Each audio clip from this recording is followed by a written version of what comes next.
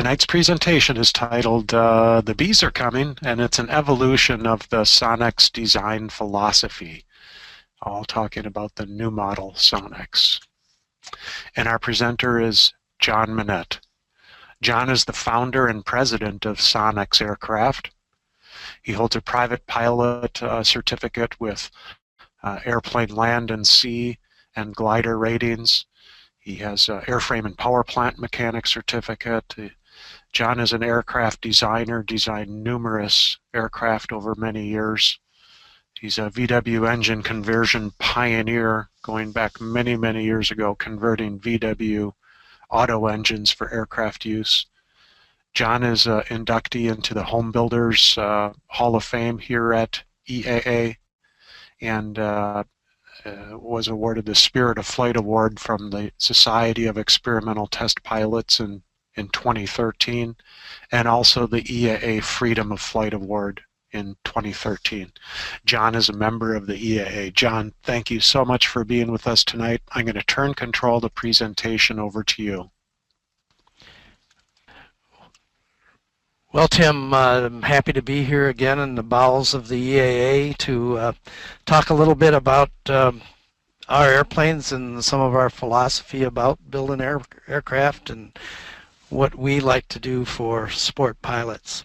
We call this The Bees Are Coming because it's kind of a throwback to our R&D area that we called commonly the Hornet's Nest, and our little diner called the Hornet's Nest Cafe. So it's always there's an offshoot from all of us getting together and talking about airplanes and what we'd like to do next and what we can do to improve our product, and that's what happens at the Hornet's Nest. And we're just talk about a little bit about these design elements that we've tried to ingrain into all of our designs. Simply that the airplanes are all built out of 6061 T6 aluminum. One of the reasons DC-3s are still around for all these years is that they were built out of this enduring material, easy to work with, and obviously an aircraft alloy. We use and have developed straight Hersey bar wings. Not only are they simple to build, but they have great stall characteristics, and for the type of airplanes that we're using with the aspect ratios they have, they work just very well.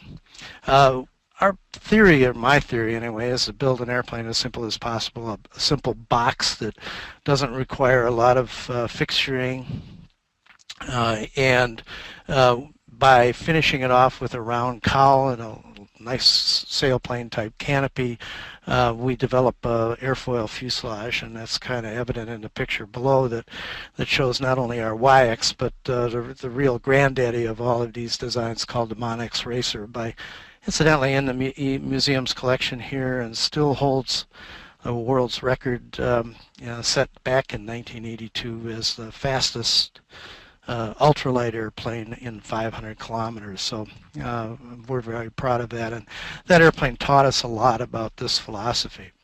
I also like to turn airplanes upside down and like to know that we have the safety factor of an aerobatic qualified aircraft. So all of our airplanes are designed as aerobatic, and they're also designed with removable or folding wings for transport. Really important when we're building in a garage or a basement to be able to take the wings off in a reasonable amount of time, or easily fold the wings for either hangar storage or for transporting from home to the airport.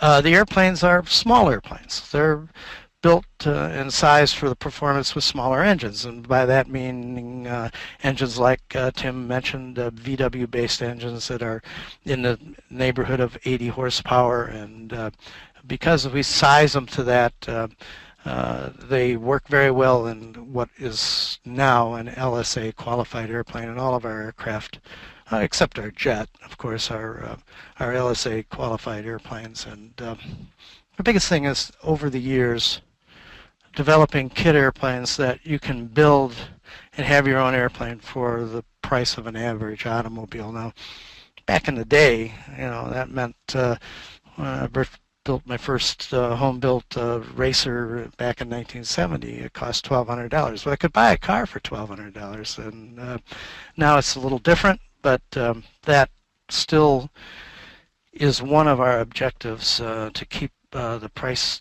reasonable, because the reality check of these airplanes is that they're sport airplanes, they're fun airplanes, and our reality check is that we have an airplane that out of the 365 days a year, 52 weekends, we can only fly a few days. If we're fortunate, a week.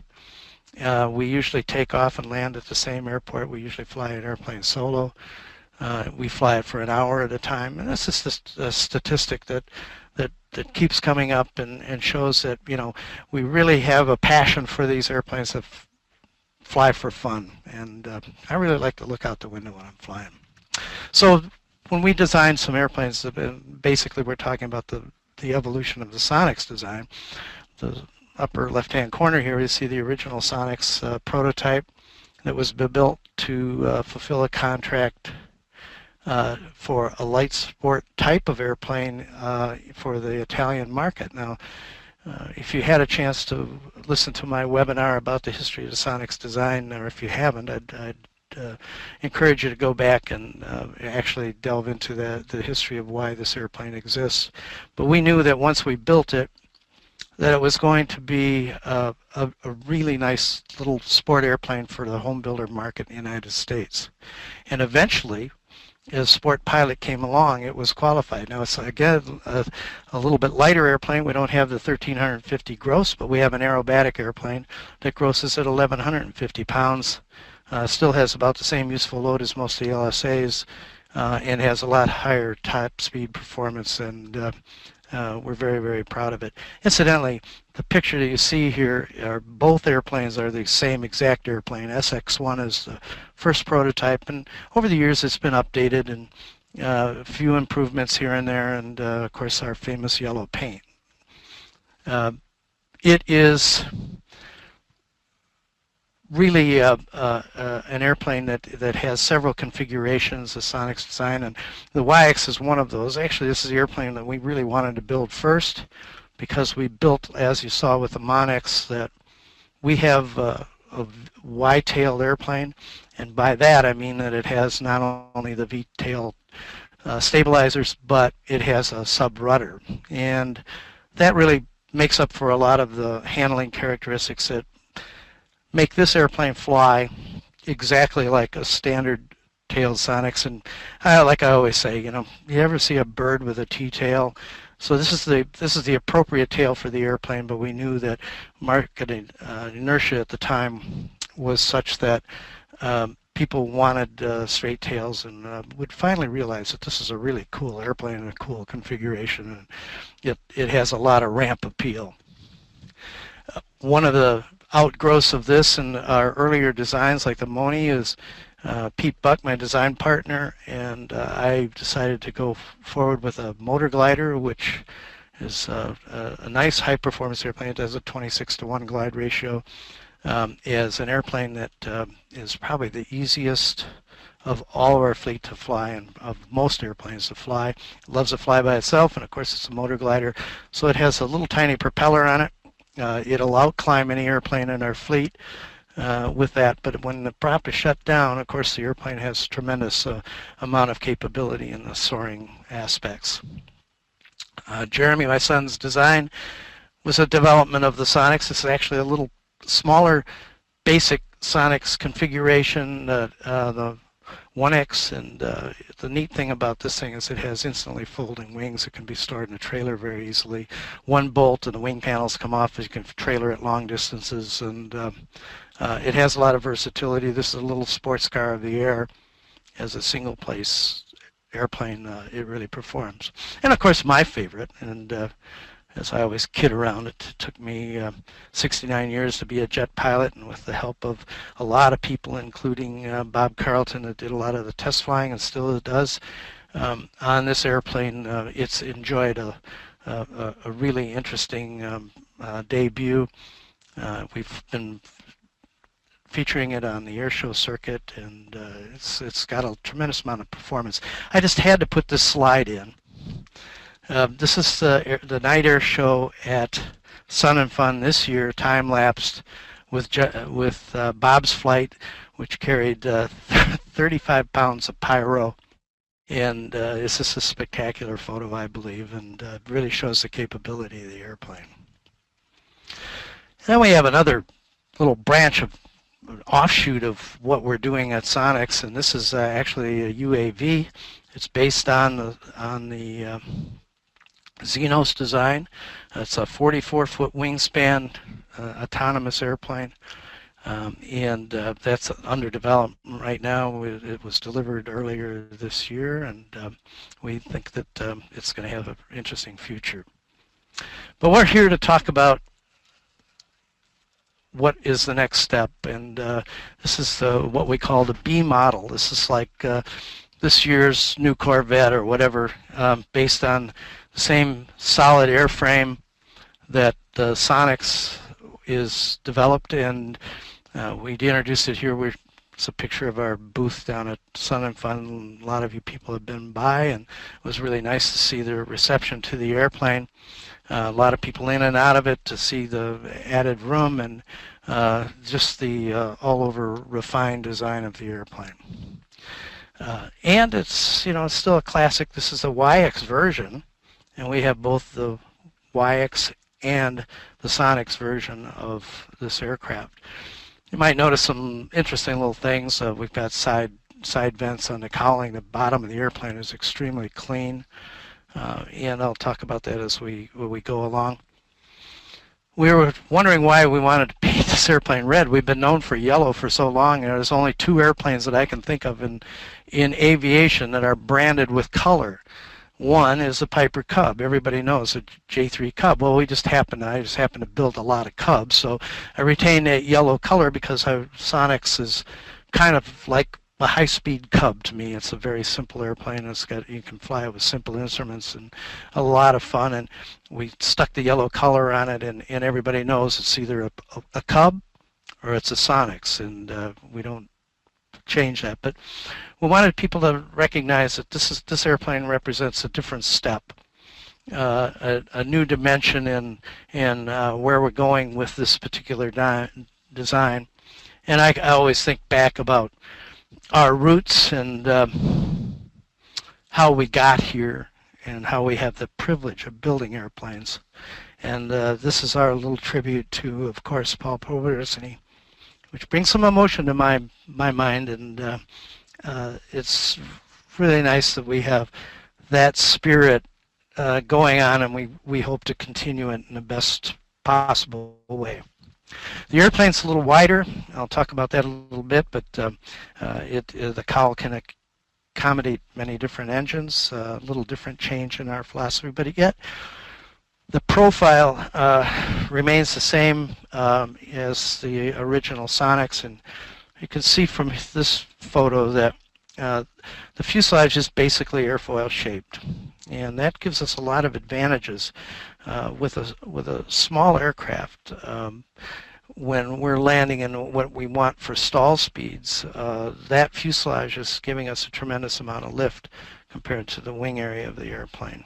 And it works really well. Not only that, it's just extremely clean. We don't have any brakes, any airflow from the prop all the way to the tail. So it's important that we look at that aspect of the airplane. This particular airplane is extremely clean without a lot of labor building fairings, etc.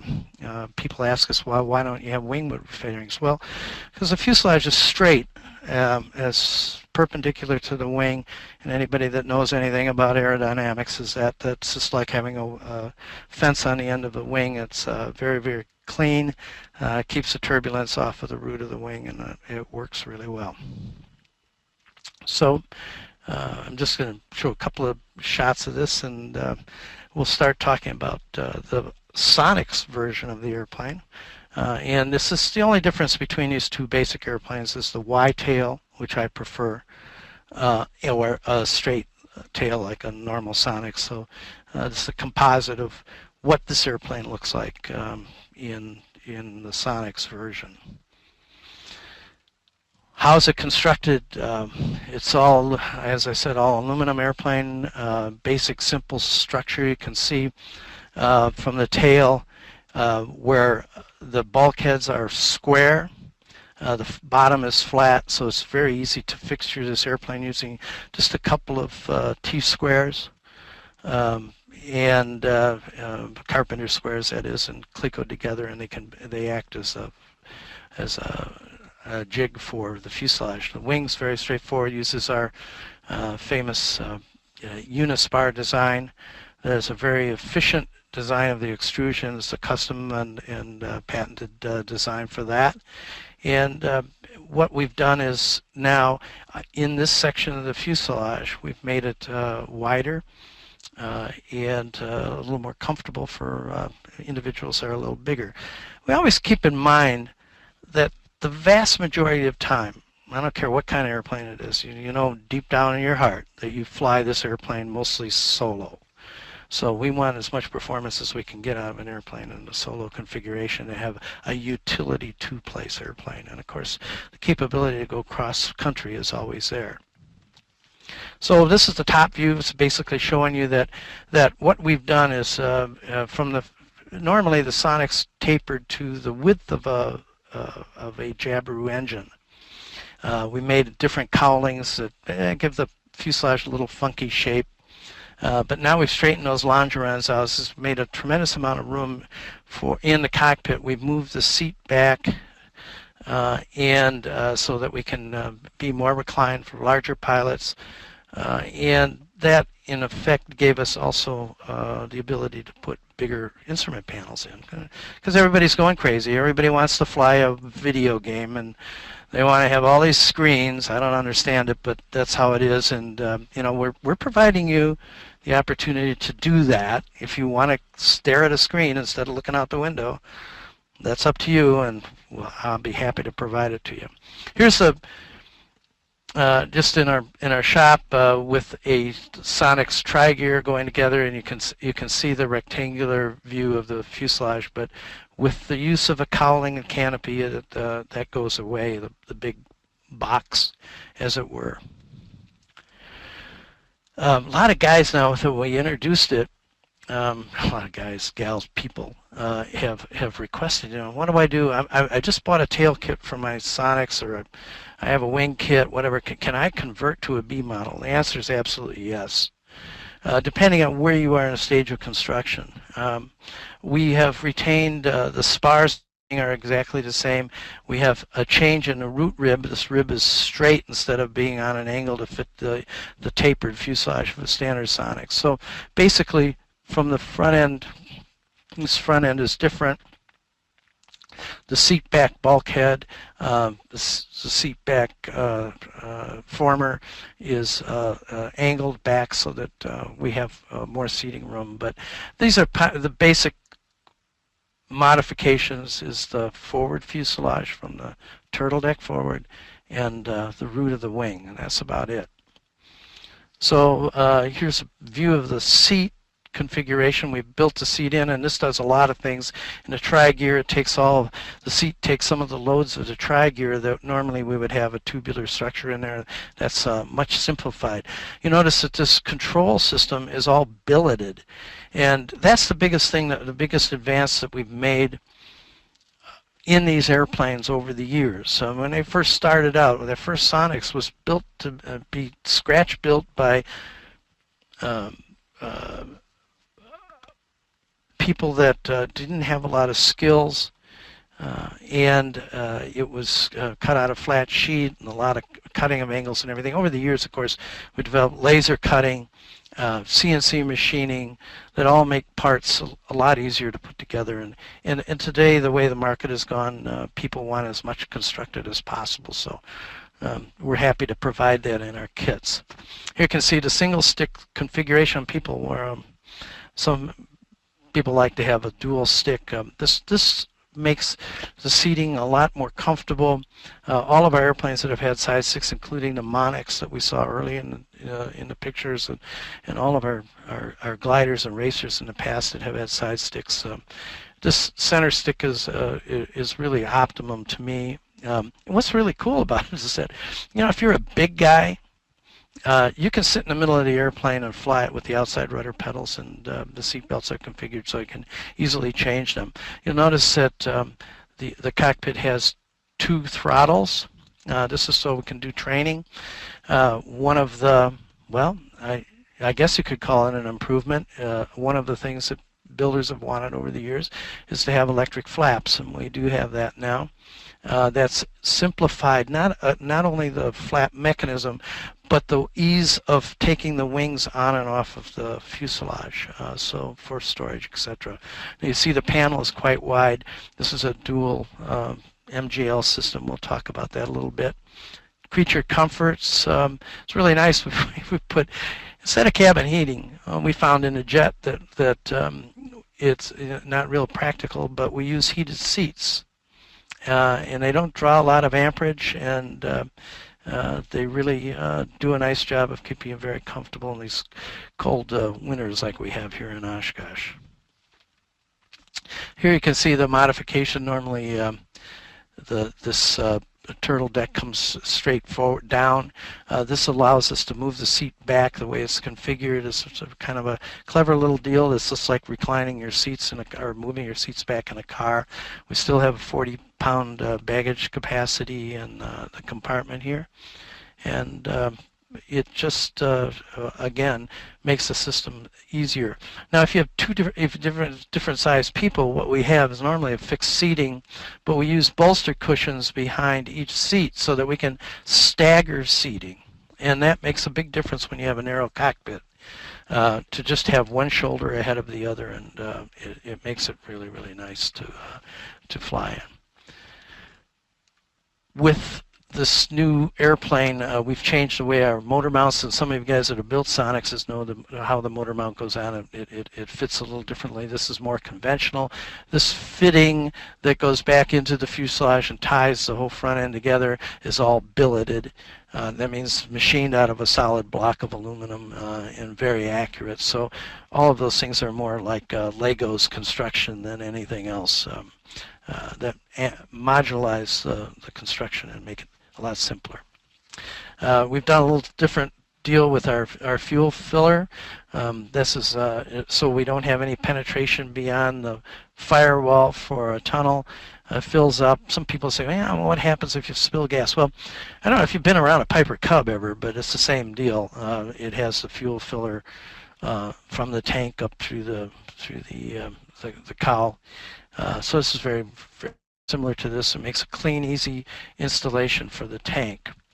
And this airplane, the prototype, obviously is powered by, ta-da, an Aero V turbo. You can see the cowl is ample. And for the turbo, it's just a very clean installation for, we see our baffling, and this is the turbo is behind here. Maybe you can see the reflection of it right here. And this engine works out really well for this airplane. It's got a little more capable, 1,150-pound gross with over 100 horsepower at takeoff. The airplane performs really, really well. And as to be expected, it's a Sonex. So this is the configuration of the cowling, kind of a rendition of what an Aero V looks like in that cowling. The Camet or Jabru engines now that are popular. We've used Jabru for a long time. Camet is an improvement on that, I think, and that fits very nicely. 6-cylinder, 120 horsepower or so, and that works good. UL power, they displayed at Sun and Fun, and that's a viable engine installation. And by the way, Rotax, and we've had queries about this all the years. Well, yeah, as Tim said, I worked with VW. I probably got flown more VW airplanes than anybody else on the planet.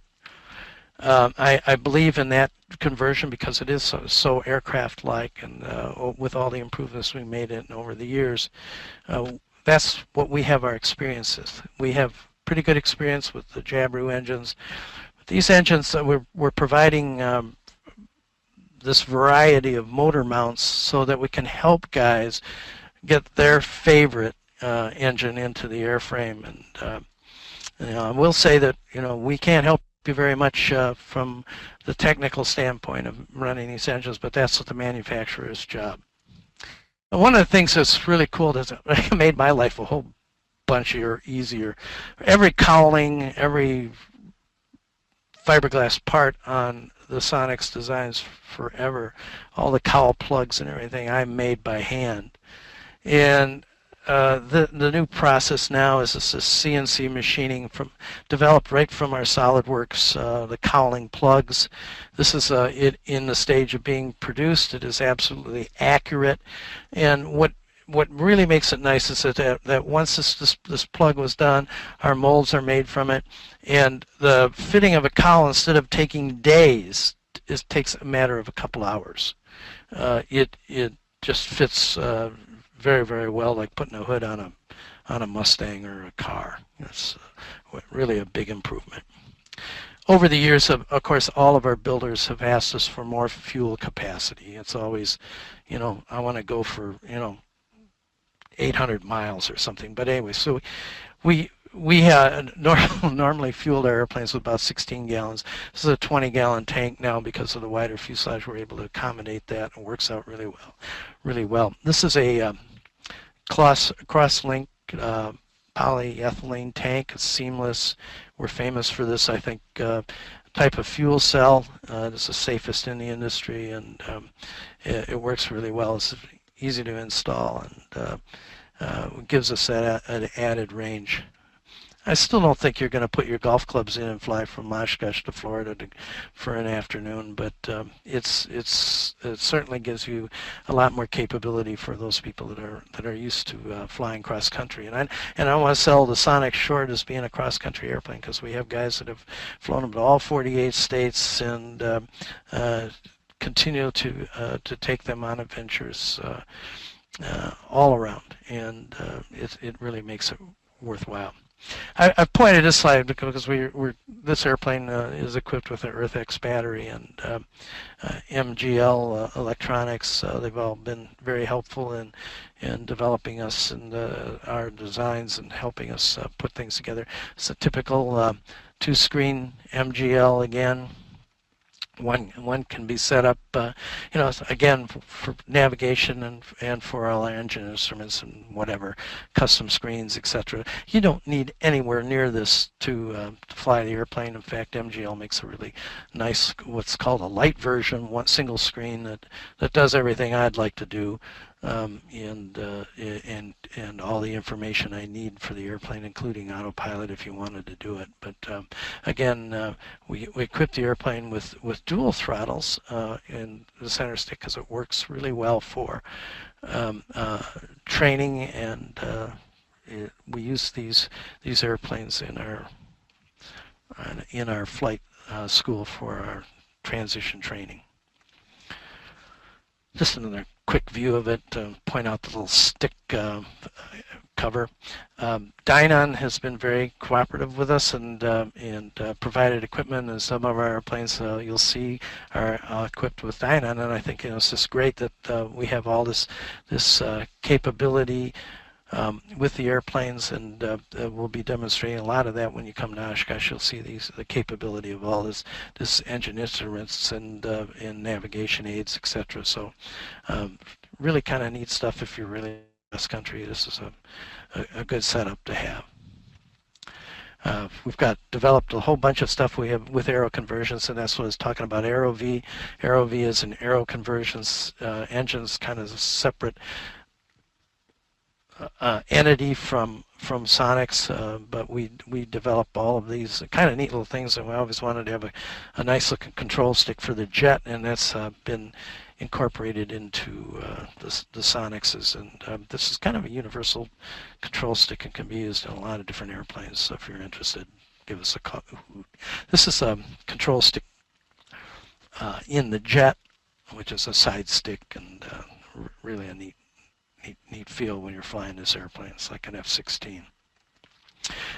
One of the innovations we've really brought into the design of this airplane that was always hard to make. The hardest parts of airplanes are usually fitting the cowlings and doing a canopy. As you can see, this part is a little unusual. It's because it's billeted out of aluminum stock. It's completely machined. It's a 3-section thing that rivets together. So this contour is very, very accurate, as well as the front frame. And on this airplane, that whole frame is a welded, comes to you finished, ready to put the canopy on. So it's all going to match the turtle deck and the windshield exactly. The windshield frame here is not tubular. It is also a U-channel machined piece that again is very accurate to the canopy frame. So cuts hours and hours off of fitting a canopy and doing a really nice job. This airplane has a really good fit on all that stuff. Over the years, the builders have developed this stuff. This is not my idea, but it was a good idea, and if it's a good idea, you steal it. And this is a multi-latched canopy latch that allows us to have the canopy ajar safely while we're taxiing, etc. And sometimes, you know, those really hot days, it's nice to have that circulation before you go flying, and this latch accomplishes that. One thing I'm really proud of is that it's another air conversions product that's designed, and it's a hydraulic brake system that fits inside of the wheel pan. And just little things like this that make us go a lot faster. And instead of having a caliper hanging out, this is also a disc brake, but it fits right in with our standard wheel pants, and very easy to fit. Fitting a wheel pant to this system is only a matter of an hour or so. Really time saving. Our tail wheel units, and I pointed out for you guys that are not, or folks that are not familiar with the Sonex design, we use direct steering. This is a direct steering rod from the rudder to the tail wheel, and that makes us a very easily handled tail dragger airplane, because we're actually steering it like you would steer a car. We're not using springs to soften that steering and make it a little bit scary. We have direct steering as far as going straight down the runway. These airplanes like this Waiex version, all we do is steer the airplane with our feet down the runway, and it'll take off on its own. It's set up at the angle of attack that's proper for it to levitate off. So you don't even have to transition this airplane, meaning that you're not lifting the tail off before the airplane's ready to fly and trying to transition. You're steering the airplane until the moment it is flying. And some of the other things to clean, of course we deal with Sonex props. It's just because they've been making certified props for so long. They duplicate. Each prop is identical to the other as can possibly be done. And we've done through the whole testing program to develop the right props for the right engine installations. And those I'm talking about are the Aero-V and the Jabru and Kamen engines. One of the things that we've done always is we have incorporated this little spinner into the prop, and the reason for this is we've got the cooling air going in where we need it, near the center of the engine more, where the cylinders and heads are. Over the years, we've seen airplanes, and I've had racers, and I've gotten away from it. When you see a great big 12-inch spinner with these engines like the Aero-V, where we're turning a little bit higher RPMs than you would in a Continental or a Lycoming, we're turning at 3,030 up to 3,400 RPM, maybe sometimes higher. If I've got the throttle, it's running a little higher. And those big diameter spinners, aluminum spinners, are constantly changing shape from centrifugal force. Obviously, as the RPM goes up, they grow, and then as you come back to idle, they shrink again, and that fatigues the metal. And those kinds of spinners always have cracks in them. Something it's not fun to see a spinner go by your canopy looking like a bushel basket. And believe me, that has happened a lot of times. And we've designed spinners out of our airplanes. And this particular new version the for the B model is actually hollow. Compared to our solid spinners that we've had in the past. So we save a little weight, about half the weight of the original, and it works really well. So that's really basically the things that we're talking about with the airplane. We're offering a kit, not only as our standard Sonex kit, but as there's quick build versions, and there's many upgrades that you can build. The features that we've built into the airplane compared to the Sonex that we've been marketing for a long time really haven't added that much to the cost of the airplane, but saved tremendous amount of time in the construction. So I'm very proud of this airplane. I'm very proud of our team that really started redesigning this airplane back probably late November. And to get it to this stage is a remarkable achievement on their part, and everybody's pitched in and really brought this so Sonex can go forward. And we're always looking forward, and we're looking at I'm in Never Land looking at the next design, but our crew and our staff have put this together, and I'm very proud of them, and I hope you check it out at our website. See the various options that are available, etc.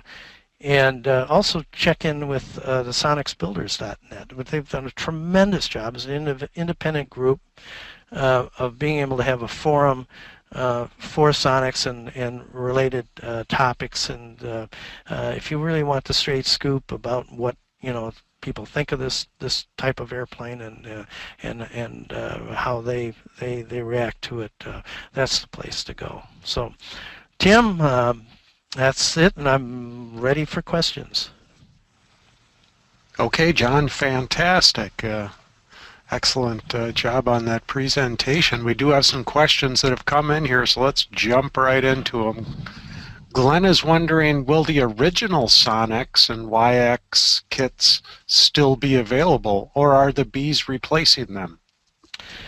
I'd answer that. This is like, can you buy a 2016 Chevy or a 2015 Chevy? You actually, we're transitioning. The B model is replacing the A model or the legacy airplane, but we're still supporting that airplane tremendously. I mean, the one airplane you can build scratch built. I mean, that's meaning getting a set of plans and a set of spar caps. That's all you have to buy from us. You can still build a Sonex from scratch using flat aluminum. The plans are very complete for that. They always have been. But it's not the B model, and the B model will not be available as a scratch-built airplane. But in effect, yes, we are replacing the A models with the B model. Okay, and Michael's wondering, has there been any consideration given canopy that slides forward to open or any other opening style? Actually, no. All that does is add a lot of complication to and very little utility. The F-16 has a single slide over canopy, a flip over canopy, not a forward one or whatever. And we found that this canopy system, hinged over, is really the most efficient for weight and simplicity. So I have no intention of doing that. I'm sure that there will be some builders that do it. And have ugly slides all over the place on the outside of the airplane. You can see, look at the picture in front of you, that canopy is very, very clean, and any mechanism that you put in it to make it do something that it doesn't want to do isn't going to really help that from a construction standpoint. Okay, Michael's wondering, What are the aerobatic limitations on the Sonex beyond simple G limitations? For example, can it be snap rolled? Yeah, it can be snap rolled. It's you have to accelerate it. So the airplane all through intermediate aerobatic competition is really a viable airplane. With snap rolls, like everybody knows, if you have an airplane that stalls gently, you really have to accelerate it. So you got to be an experienced pilot to do that. And Walt's wondering, are there any performance or differences between the T-tail and the Y-tail airplanes? No, and that's been proven over the years with all of our experience with the Waiex and the Sonex. It's really a matter of style. You have, as Tony Spicer once said, you had to have a rear view mirror to tell which airplane he's flying, with either the Y-tail or the straight tail. So it's it's just there's trade-offs for each thing. With a straight tail, you have to build another vertical fin and a rudder, and with a Y-tail, you have a mixer that you have to put in. So it's a trade-off to which one, and it's really a matter of what look you like. Mm-hmm. George is wondering, do the kits use matched hull construction like the RVs? A great deal of it, yes. And we, with all the machine components in this airplane, in fact, the B models being supplied with the completed spars in the kit. So you don't even have to rivet the spars, which is the only place where we use AD type rivets. And all the longerons, those kinds of things, all of our parts are, there's a very high degree of matched hull. Now we use matched hull, but we also those are pilot holes, so we do up drill them, but you're going to do that anyway and deburr them. So that's the route that we've chosen, and we think is the most efficient. Cool. Michael's wondering, how much weight does the B model add versus the original? A matter of about 15 pounds. But it depends on what version that we're dealing with. We've used because we use the EarthX battery, we've saved a considerable amount of weight in batteries. It almost buys us the turbo weight. And this airplane weighs 700 pounds. And Paul's wondering, will Sonex be putting alternative engines on the factory aircraft or just offering engine mounts? When hell freezes over, probably. No, no Rotax on the factory planes, huh? If Rotax wants to give us an engine to do testing, that would be great. If any of the other engine manufacturers want to provide us with engines. We make our own engines. One of the things that's unique about Sonex over all of the other airframe manufacturers now is that we build engines for those airframes. And that's been our deal. So I know that was a snippet remark, but yes, we have one engine airplane that's powered by a non-Aero-V engine, and we have, of course, our program with our LOTA program where we transition pilots for insurance purposes and whatever. We have that program so that we can charge you to come and do transition training, which is a big factor. It's been very, very popular and very busy, so you can come in and transition into airplanes like the Xenos, like a standard Waiex or sport trainer of our Sonex designs, and in this airplane that you're looking at. So that all works together, and we maintain those engines. So we're running out of space for airplanes at our factory, quite frankly. And we have quite a large fleet of 12 airplanes that all are, like I said, all Aero-V except one. Well, I guess I forgot to mention the jet. That's another one. It's different. But that's our intention, is to supply you with the mount. I've seen some really hack jobs as far as installing other engines in the airplane, which is why I'm not allowed to get on the internet on a regular basis. But we're providing a cowling and motor mounts that really fit the airplane and that'll look like this one is done. And there are some cool different issues that you'll have to deal with, like if you had a Rotex, what you do with the radiator inlets, etc. But it's a fiberglass cowling, it's easily modified. Mhm. Great. I'm glad you mentioned your transition training program in that dissertation there. That's such an important thing for people to get transition training in the same make and model before they go fly their own after they build it. So it's just great that you got that program going on over there. Yeah, thanks, Tim. It's really interesting because some insurance, depending on your skills, some insurance companies, insure your airplane right off the bat. They want you to have an hour, some want 5 hours, some want 10 hours, and we have programs to fit that. Our staff goes through that with you, and you're able to transition the airplane. Now, if you don't have a tail dragger rating, you have to have that before you can fly something like the airplane in front of you. But with the tri-gear versions and everything, you can come as relatively unskilled. But learn about flying these airplanes that fly really well, but they're different than flying a 172. Tom's wondering approximately how many hours would it take to build on average? Not one less than what it takes to complete it. And by that I mean that it really depends on your skills. But with the quick build versions, now a quick build version of the airplane is the fuselage is complete, the canopy is fitted, the wings are complete and fitted to the fuselage. So you're doing things like bolting in gear, building the tail surfaces and the control surfaces, fitting the cowling, etc. And it just depends on how handy you are. Can you build it in 500 hours? Absolutely. Awesome. So Mike's wondering, he says the B is interesting, but what about a full 1,320-pound version? I guess it wasn't listening to me.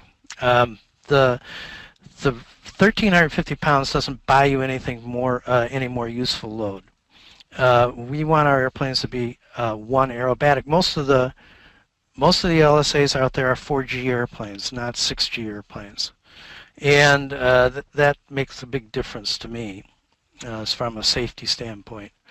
Our airplanes still have a useful load over 500 or more pounds, and they do the job sized like they are. If they're sized bigger, they have less performance, and that's just the way it is, and that's our philosophy. So don't look for a bigger airplane.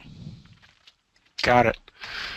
John says, are the cowling side air exits a throwback to the Monnett Racer? Not exactly, but they're for a lot of reasons. One, now we're in a low pressure area on the cowl, which increases the flow through the cowl. And most cowls that exit air on the bottom have a dam around them to increase the low pressure area to suck air out of the cowl. It's a little more efficient way of doing it. I think it's pretty cool, actually. But we did a lot with that with the Monnett. That Monnett Racer, by the way, had a 2180cc VW engine of one of my conversions that ran at 11:1 compression ratio with no oil cooler. And during the Oshkosh 500 and subsequently the day after when it set the world's records, it ran at full throttle for 500 miles without overheating. And part of that was because of the augmented exhaust and the side exits. Very cool. Steven's wondering, is it possible to put landing lights in the wing? Yeah, it's absolutely possible. A lot of guys have put them in with the new LED lights. That's really a neat deal. You can put one in a cowl if you wanted. But yeah, we do it, and we usually do them in the outer panel of the wing. And it's pretty simple. If I could go back to the Taros, and it has wingtip lights. I could go back to that picture if I can go back that far. Let me go while we're looking. Oh, sure. Let me just see if I can find it here. You can see them right. go to presentation. From Right current here. slide, there you go. There you Yeah. go. Yeah, you can see the wingtip lights here on the airplane. And those are LEDs. Very, very expensive, but you can spend as much money as you like. Or as little. Yeah, that's right. Yeah, there you go. Hey, Actually, Waiex, we have some little halogen lights that are home halogen lights that we rigged, and they work pretty well. cool. Hey, Douglas is wondering, is there any performance difference between the A and B models with the same power plants? Actually, I don't have hard numbers on that yet, but I expect the B model to be faster by a percentage, and it's just cleaner in so many ways. The very, very nice things about the airplane that make it cleaner, and I'm expecting that when we're finished with the whole test program that we'll be able to substantiate that. Very cool. Wow. It's just counterproductive. You know, I think about that. Well, I think it's wider up front, so it must have more frontal area, it must be more drag, but it's all these other things that... Yeah, it doesn't have an inch more of frontal area, even though it's wider, because it's the widest part of the fuselage, the frontal area. It's the way everything flows around it, and people confuse that sometimes with the frontal area is not calculated on the diameter of the spinner. It's on the cross-sectional area of the fuselage. Mm-hmm. And that's no bigger. Cool.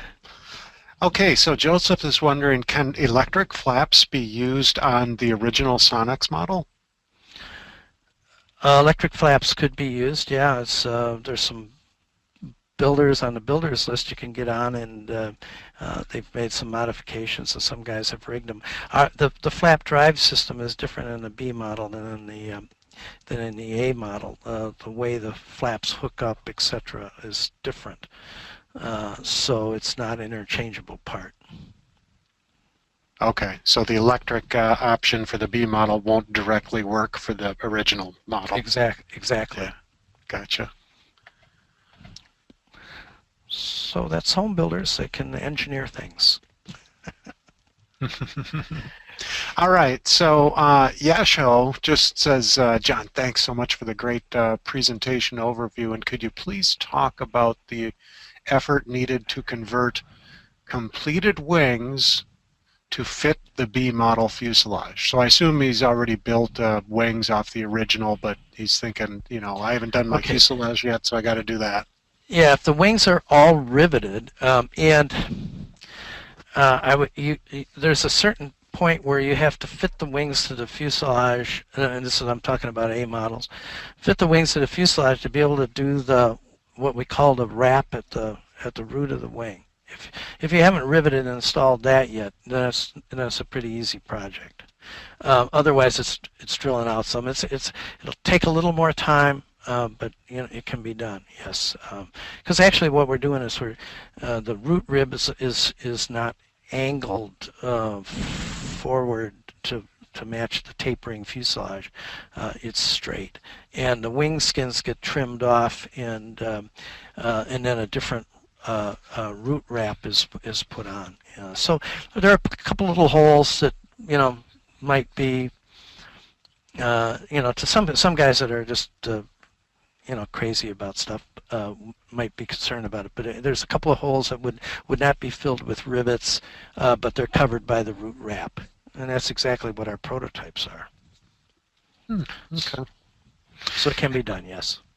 Good. A couple people have asked about the cabin width, and is there like an inch number of the cabin width? It's 40 inches wide, but the original cabin starts to taper down quite fast. By the time you get to your shoulders, it's much narrower than that. Now it's not, and it's the way that you fit in the airplane. Everybody that's tried it on, is just like, holy smokes, what a difference. So it is different. Now, it's not a 747, so it's still a sports car type fit compared to a Lincoln Continental. So that's just how it is. Right, right. So Michael's wondering, are the exhaust outlets on the side instead of the bottom now? Well, this one has an exhaust on the bottom, but it's very clean. Whoop. Now you can maybe you can see it. It's right there. If you can see the arrow. Got it. Yeah, sure. So that's because to take the cowl on and off. With some of our straight exhausts, guys might want to route them out to side. But we chose to do this. It keeps most of the stuff will keep the bottom of the airplane pretty clean. But with the turbo, we wanted to get that exhaust out of the cowl as fast as we could. John says, can I get a single control grip stick like the prototype instead of the advertised Y grip? Yeah, actually, you notice that the airplane is the Y grip is kind of an option. It's not. We did that in our renderings, but actually, after building the single stick, we think that's the best option. Douglas is one. Oh, go ahead. No, that's the standard. It's a straight stick, like in where is it? I'll find the pictures of it here. That's it. Yeah. And That's a cool really, control. That's a cool control stick grip there too. Yeah, and that can be configured with all kinds of different things. In the jet, we have a smoke switch on there, and you could put a coolie switch on it. They call it coolie switch for trim. If guys wanted to really get crazy with it, we have two. I don't think you need more than that. People ask us, are you going to put a trigger on it? I don't know. I don't have a gun on it yet, so I don't have a trigger. But the stick grip is pretty comfortable in the right or left hand. Is that 3D printed? No. Okay. It's injection molded. Okay. Hey, Douglas is wondering, are there any weight and balance issues with the seat being back a little more? No, it's compensated for with the way that we've constructed the airplane. This airplane fits the CG really, really good. Most of your weight is right there, right where the belt buckle is. So, airplane that balances out pretty well. We're not terribly reclined, but the seating configuration everybody's tried it. It's really like this configuration. Mm-hmm. So a couple questions about a parachute option. Wonder if there's any thought or any option for a ballistic parachute option. No, and it's not appropriate. The airplane stalls under 40 miles an hour. You come down with a parachute at 35. The issue with these airplanes is that you want. I can go into this, but basically the suspension system for the chute needs to attach to the structure like the spars. And in our jet, it's totally appropriate because the jet, all the spars are behind the cockpit, and that's really a neat solution for that airplane. But we would have all the halyards of all the cables that hook up the chute external on the fuselage, and there's a really good chance that it'd probably take your head off on deploying. So we have not had a good solution from anybody that's in the chute business to put a chute in these airplanes. Paul's wondering, he says, beautiful aircraft. Thanks for sharing. Are folding wings in the future as an option on the B models? No. They have removable wings, and I know that the folding wing is a neat option. In the Waiex, it's awesome because the airplane's only on an 18-foot span. The wing panels are not very large, so we can fold them and get them in a garage. It does add a lot of extra weight to the machine, and we think that this removable deals, and that's one of the reasons we went to electric flaps. We have simple pit pin hookups for all for the aileron controls and the flaps. Now that the flaps are external of the airplane, you just reach under the flap to disconnect it to pull the wing panel out. Also, we've incorporated into our spar rigging blocks that make the wing alignment much easier. I guess I don't have any pictures of that, but I'll just go through these slides again. it allows us to take the wings on and off and align them for the main wing pins to go in. So a tremendous amount of time has been taken off of the rigging process. Wow, that's cool. Douglas is wondering, any chance that a upgraded canopy frame will be available for the A model? I think people are trying to call the original Sonex now the A model. But Yeah, they're trying to. I'm not going to let them. No, it's not going to let them. So we shouldn't. No more A model. It's just call the original. Call it a Sonex and a B model. Obviously, we call it an A model, or we want to call it a legacy airplane.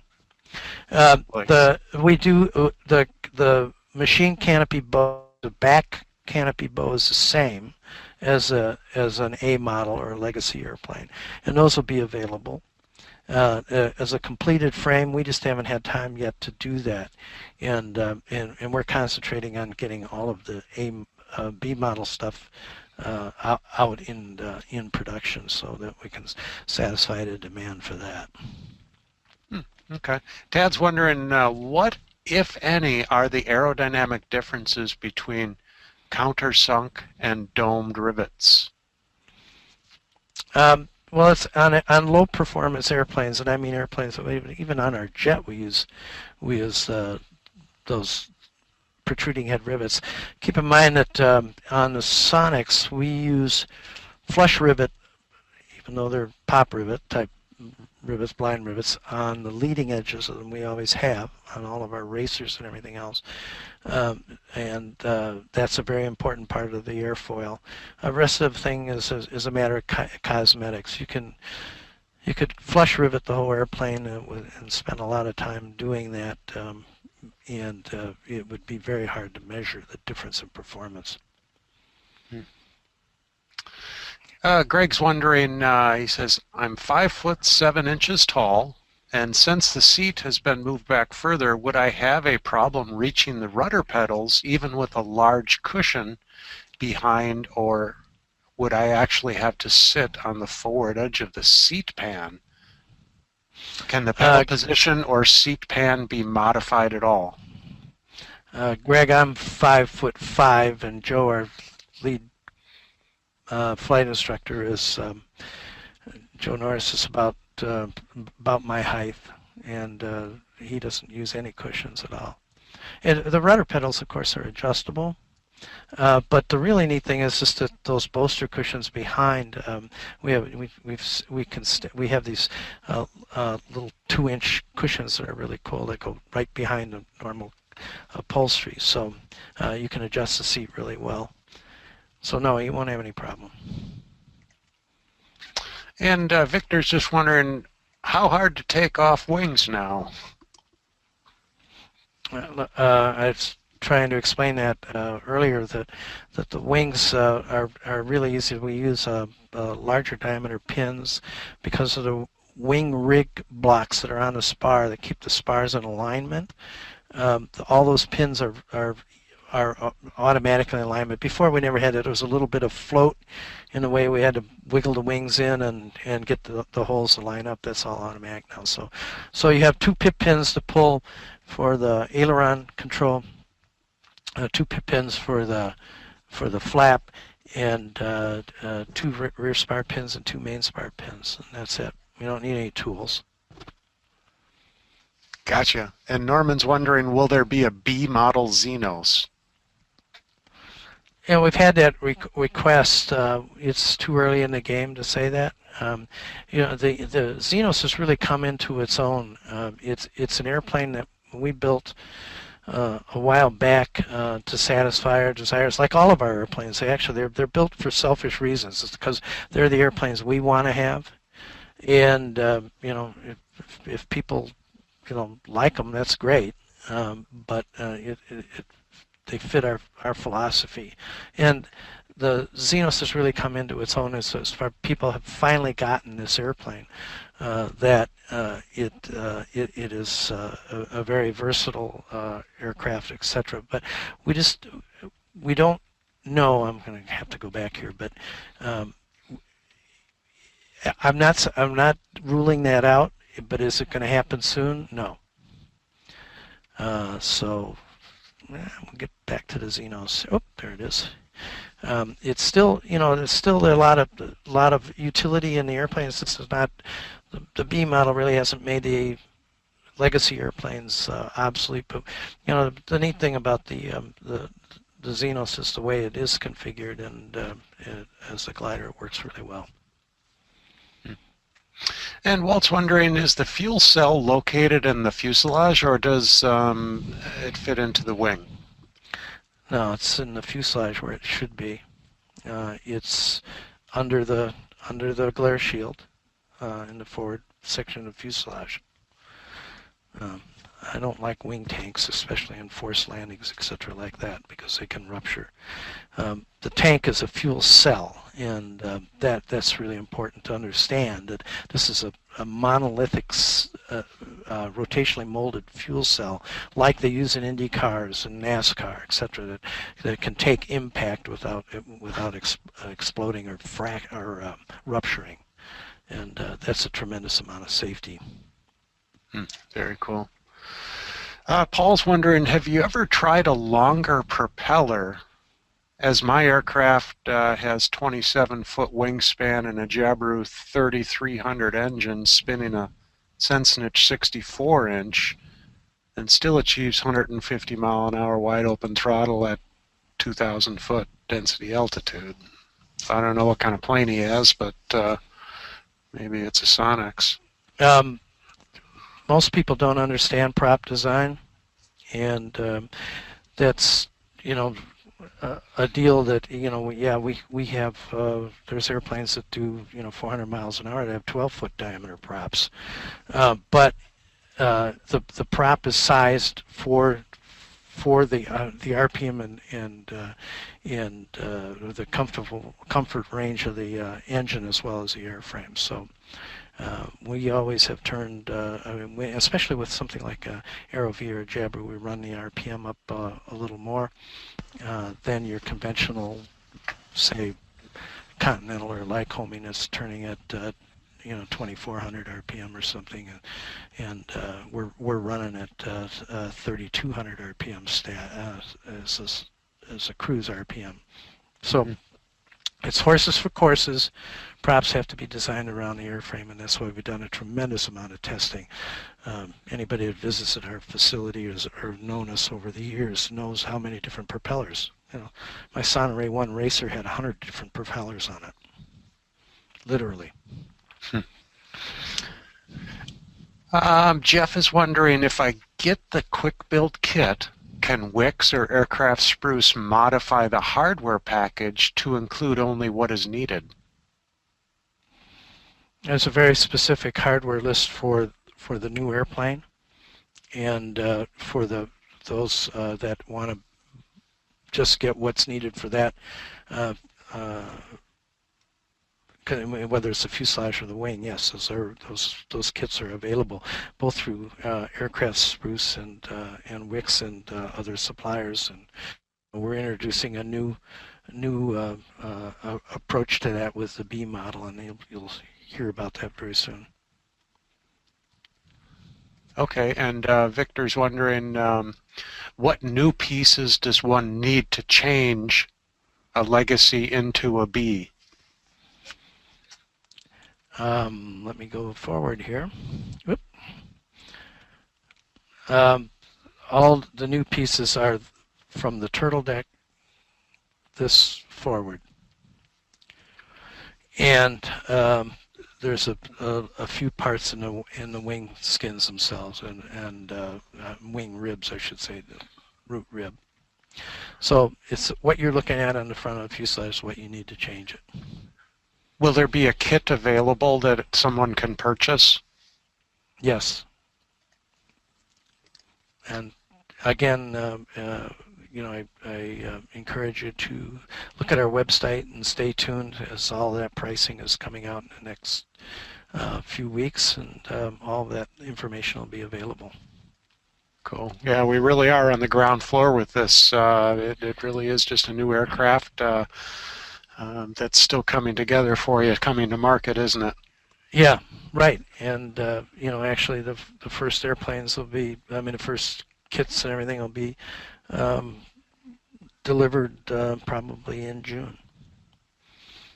Very cool.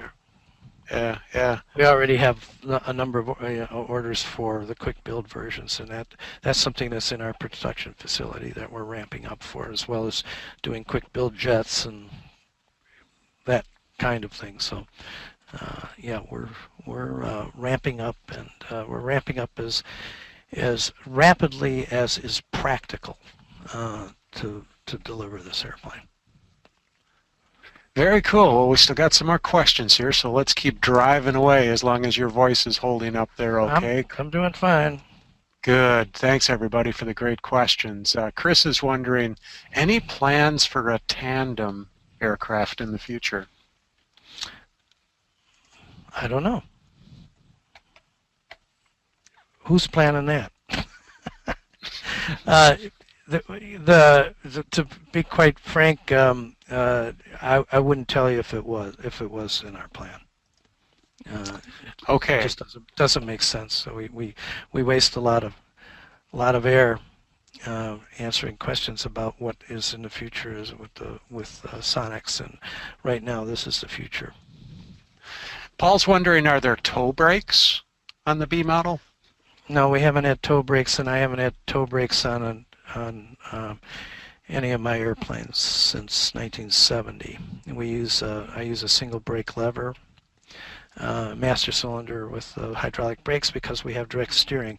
There's no reason to have independent braking, and anybody that's flown Sonex and you can consult the list, will tell you that's very, very easy to fly and very effective with just standard brakes and steering like you would in a car.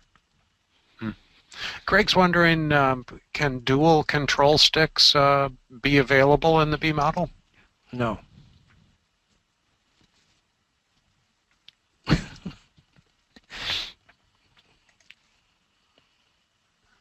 Okay, so Walt is wondering then, is the turbo cooled only by level since it seems to be located outside of the engine cooling baffles?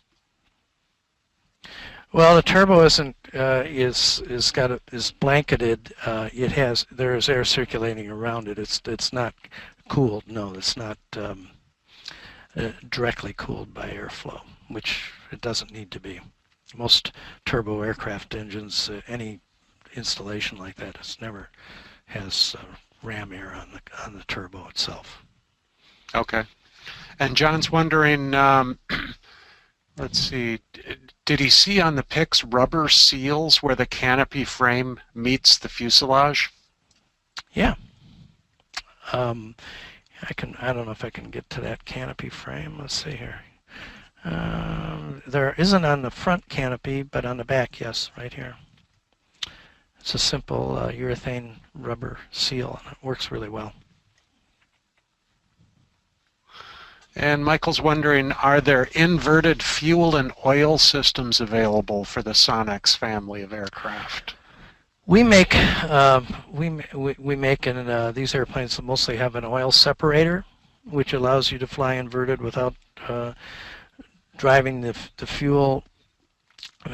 oil overboard. It collects it and returns it to the engine. It also keeps the belly of the airplane a lot cleaner. The aero injector works in any position as long as it has a fuel supply to it, and for extended inverted flight, you have to do just like any other engine. You'd have to have an alternate oil system, and if you wanted to do that, it's absolutely possible. And a small header tank to keep the carburetor working. Our aero injectors do not have a float in them, so that makes them really nice for aerobatics. Okay, and Jeff is asking a question here. He said, John, if you were to build your own Waiex, what engine would you put in it? What a silly question. Of course I built my own Waiex, and I have an Aero V in it. That's what you're looking at. Do I have confidence in the engine? Like I said, I've probably more time in these types of engines. The basic core of this engine is 2180 cc, all brand new parts, etc. You know, again, there's a webinar on our AeroV conversion and all that you can reference. Just go to the EAA.org and look it up. But you know, I have a great deal of confidence in these engines, and that's why we've seen, you know, a 3-to-1 favorite of this engine over anything else that's been put in the airplane. Although, you know, guys have had successful installations of other engines like Rotax and Europower, and that's just, you know, my favorite engine is AeroV because it can run it cheap and it doesn't cost a fortune to build it, and the parts are readily available. Mm-hmm. And Tom's asking, what kind of fuel does the ROV use?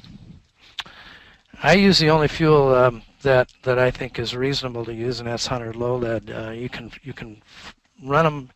You can run an ROV on auto fuel if you know what you're putting in it. You know, the problem with auto fuel is that we have so many different blends, winter and summer blends, and you don't know what you're having. But the high octane stuff, we suggest that you lower the compression ratio to 7-to-1 instead of 8-to-1 that we would normally run, and that works, and guys do that. But you know, I've said it, and I'm not unabashed about it. If you can't afford to put 4 gallons of aviation fuel in an airplane for an hour of flight, you're probably in the wrong business.